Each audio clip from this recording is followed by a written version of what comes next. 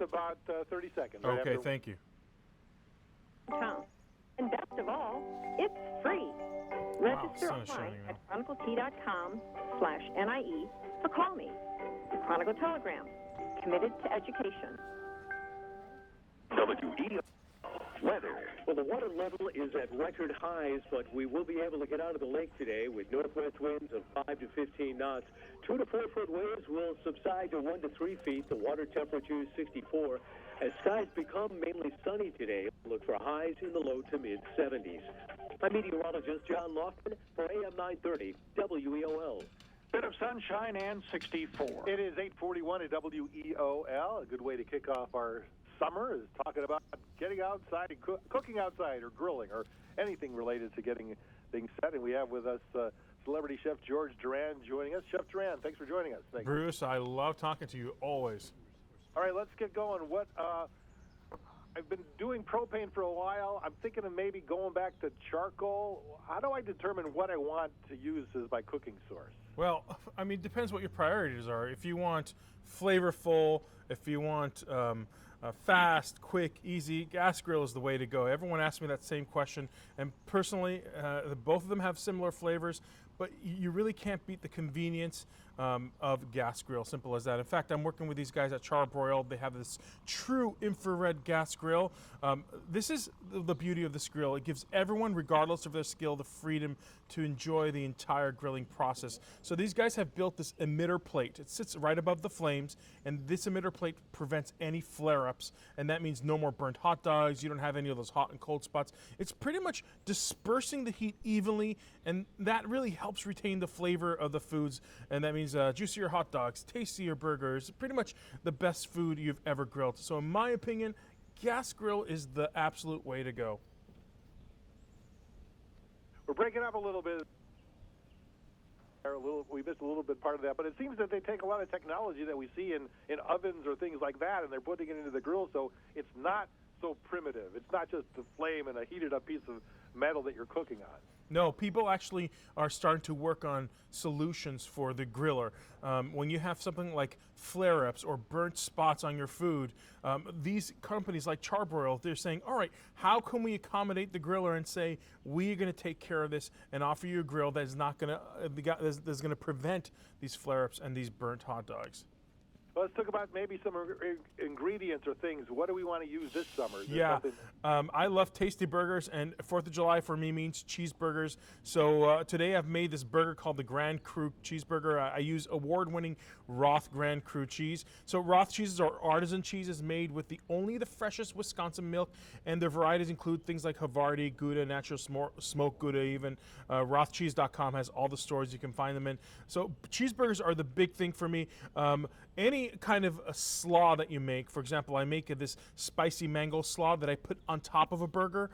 It allows you to save time so you don't have to constantly make any toppings. You just make the slaw, you could serve it right top of the burger, and the beauty of the spicy mango slaw is that I use a hot sauce called Cholula hot sauce. It adds a ton of flavor and taste to my mango slaw without overpowering it. You know, a lot of people feel that hot sauce is too hot. They can be afraid of that. Well, Cholula is not. It's actually known for its flavorful taste. It's what I call flavor-forward hot sauce, and there are no artificial ingredients or preservatives, and they have this wooden cap on top that is indistinguishable when you see it at the supermarket. It's called Cholula. It's fantastic and adds so much flavor to your foods. Chef, a lot of grills have built-in thermometers. Are they fairly reliable, or do you kind of go with the eye test? No. I mean, built-in thermometers as well as instant thermometers are imperative when you're cooking meats, especially if you want them perfectly cooked. And there are a lot of brands out there that you can definitely look into. One of the ones that I like is Meter.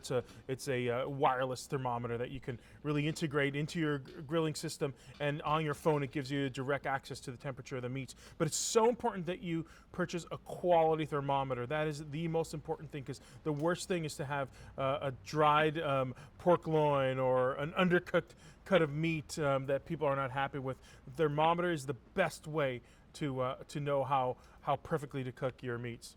We're talking this morning with Chef Duran. What about a side beverage or something? What kind of things are we concocting for the summer? Well, anything that you want for the side is important as well. Let's start, for example, chips. For example, pop chips are something that I love to serve on the side. They're never fried. They're always real. They have these deep ridges that give a lot of crunch with like buffalo ranch and cheddar sour cream, even the classic sea salt and barbecue. And so these guys have half the fat and the fewer calories than traditional fried chips. Great for dipping or pairing with burgers. And then for a side drink, I like to have something more on the frothier side, so to speak. So I'm working with Capresso, and they have these milk frothers, and it comes in a premium stainless steel pitcher for cafe quality froth. Well, at the touch of a button, you can make cold froth milk for your iced coffees, or hot froth for rich cappuccinos, lattes, flat whites, you name it, or even a rich hot chocolate by simply adding chocolate chips into the pitcher. And I feel like that's such a summer drink sometimes when you want a nice, cool iced coffee, but you want it still to be kind of a frothier and creamier and something that has a lot of flavors, so you can enjoy the entire summer with it.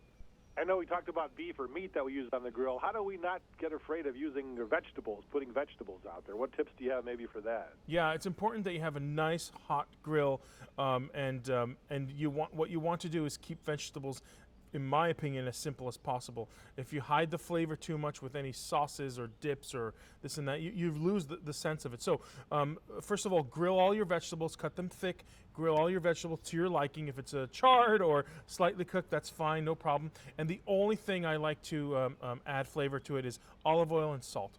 That's it. And from there, you get the true flavor of whatever vegetable may be: eggplant, squash, zucchini, peppers. That's where you get the true flavor. Olive oil and salt. That's the secret to truly good grilled vegetables.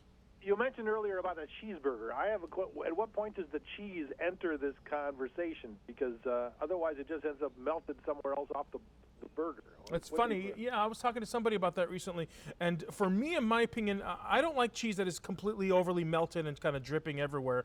It doesn't work for me. So my secret is to, the instant you remove the burger off the grill, even if it's on the bun or a plate, that's when you add the slice of cheese. That residual heat from the burger, because it's pretty hot, that burger, that residual heat is going to just start melting the cheese. I guarantee you no one's going to complain that the cheese isn't all melty.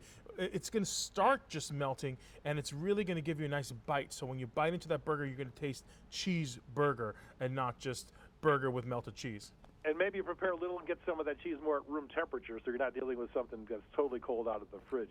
What about the bun? I always have to get that red ratio. How do I know what bun to choose when I'm looking for something to make for my burgers? It's tough to know because sometimes your burger shrinks, and it's kind of difficult to know that. But work with different burgers until you find the right recipe that fits your bun. For me personally, if the bun doesn't taste good, then the burger's not going to be good. So what I like to do is spread a little bit of butter or mayo on both sides of the bun, slightly toast it. So even if you have too much bun, the bun still tastes good, and you can actually enjoy eating the burger with this nice toasted, buttery, crispy side on both sides. It'll hold up to the juice a little bit better, too, if it has a little... Oh, absolutely. That fat will definitely make sure the juice doesn't make it soggy whatsoever.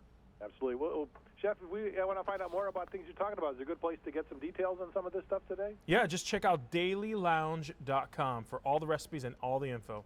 We appreciate your time, Chef. Have Thanks, a good cook. Bruce. All right. There you go, Chef George Duran. Bruce knew more about grilling than I did.